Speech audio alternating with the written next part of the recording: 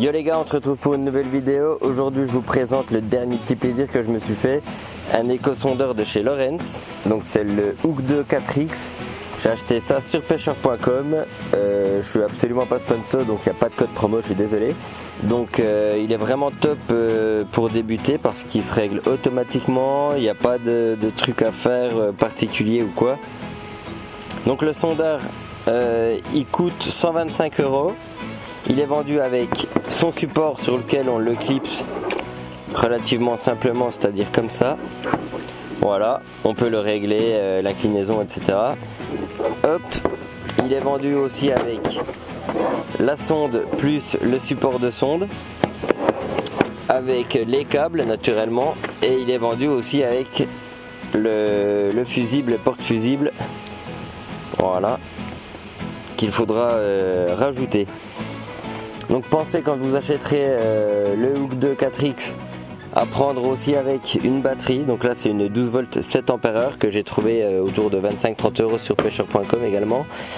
Il faudra acheter deux petites cosses qui viendront se mettre donc sur la batterie. Et après il faudra à votre guise vous fabriquer une patte pour mettre la sonde. Donc moi j'ai fabriqué ça avec un morceau de gouttière que j'ai redécoupé et que j'ai chauffé pour former à l'arrondi du boudin du flotte tube. Donc dessus je suis venu coller et scotcher le support de sonde, et franchement ça marche pas trop mal. Donc je vais mettre le flotte tube sur la table, je vais vous montrer comment je fais pour l'installer. C'est relativement simple, vous allez voir ça tout de suite. Du coup donc ça se présente comme ça, pas plus compliqué que ça, hein. On le passe autour du boudin. On vient ici le serrer. L'avantage du système que j'ai fabriqué, c'est que quand je me mets à l'eau et quand je sors de l'eau, je peux coulisser la sonde. Donc là je la mets comme ça quand j'avance.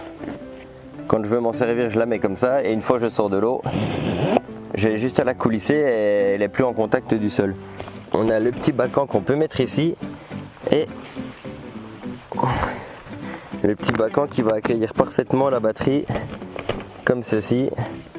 Ensuite on met le fil comme ça, donc il faut prévoir le petit bacan pour ranger tout le merrier. Ça on le laisse sorti, ça on le met dedans. Là on vient brancher le rouge sur le rouge, hop, et le noir sur le noir, comme ceci. Donc là on est bon. Hop, on vient clipser le sondeur sur son bras en réglant l'angle qu'on veut. Celui-là me paraît bien. Donc c'est un système de pince, hein, et ensuite on vient verrouiller comme ceci et il ne bouge plus. Ensuite on prend le câble, on peut pas se tromper, il y a des petits tétons, on le branche et il est prêt à être utilisé. Donc voilà, on a le local technique là. On pourrait même rajouter un petit autoradio là si on voulait, ce serait pas mal.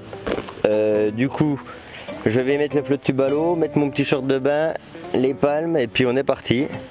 Je vais vous montrer le rendu et la simplicité d'utilisation de ce sondeur.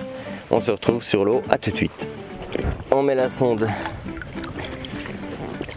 bien en dessous, comme ceci. C'est parti, une pression sur le bouton, le sondeur s'allume, il va se régler automatiquement. Ça c'est vraiment pratique, il n'y a pas de truc à faire ou quoi. Donc là à gauche on a la profondeur, donc on est à 3,30 m, 3,40 m. En dessous on a la température de l'eau, donc là elle est à 26,4, je ne sais pas si vous vous rendez compte mais c'est quand même relativement chaud. Et en dessous on a les voltages, donc on a 12,5. Donc là on voit clairement que je viens de passer de 1 m à 2 m en très peu de temps. Et comme par hasard on a des petits échos là. Donc vous voyez ici les échos juste après la cassure. Donc par ici il y a déjà du poisson. Alors quel poisson c'est, je peux pas vous dire. En attendant on voit qu'ils sont là. Donc maintenant je vais vous montrer, j'ai pris la grosse canne avec un leurre assez gros. pour vous montrer le rendu que ça fait. Et donc là vous voyez que je fais des belles dents de scie. Voilà, et du coup vous remarquez que c'est quand même assez précis, donc c'est franchement pas mal. Je vais ranger la grosse canne et je vais sortir la petite. On va sortir ça, hein.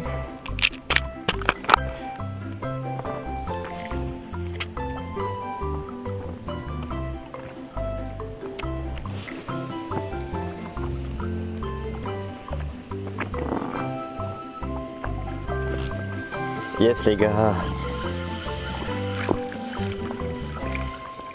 Oh, encore une golden. Encore une golden les gars. Oh là là, magnifique. Non mais regardez-moi ces perches les mecs. Elles sont en or. Elle fait son petit 16. Ah c'est magique. Elles sont trop belles ces perches. Allez, repart la pépette. Hop. La voilà repartie.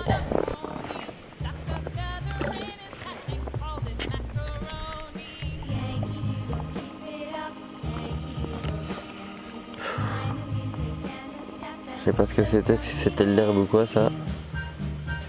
Ah, visiblement c'était de l'herbe.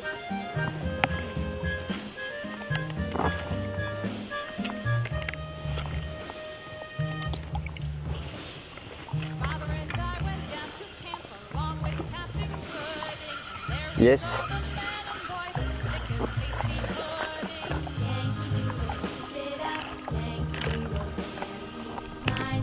Hop.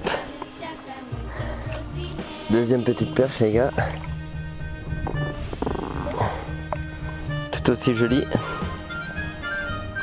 Elle fait 16 aussi. Allez, taille. Il y a du monde en dessous. C'est une des premières fois que j'utilise le sondeur les gars, donc s'il y en a qui sont expérimentés là et qui veulent me dire dans les commentaires ce que ça signifie tout ça là. C'est incroyable les échos là. Regardez les traits qui montent vers le haut là. Et le temps a changé en 2 secondes. Incroyable. On est passé de grand soleil à hyper couvert. C'est ouf.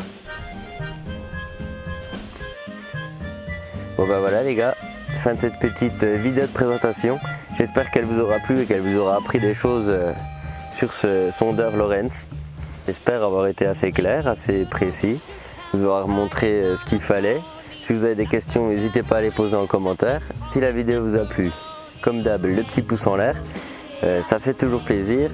Donc moi je vous dis à la prochaine dans une future vidéo. Je vous fais des bisous. Peace les gars.